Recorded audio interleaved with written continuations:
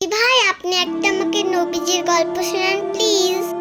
তাহলে শোনো, ইসলামের দাওয়াত দিতে নবীজি তায়েফ শহরে গেছিলেন, কিন্তু সেখানকার লোকেরা তার কথা শুনেননি, বরং তাকে অপমান করেছে, শিশুদের দিয়ে পাথর নিক্ষেপ করিয়েছে, ফলে তার শরীর রক্তাক্ত হয়ে গেছে। বুঝেছো হুরু?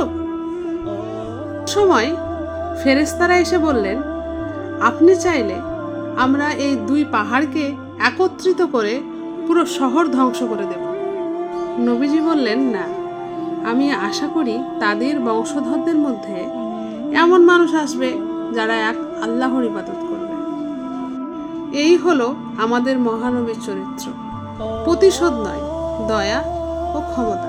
বুঝলে তো হুরু? বুঝেছি ভাই।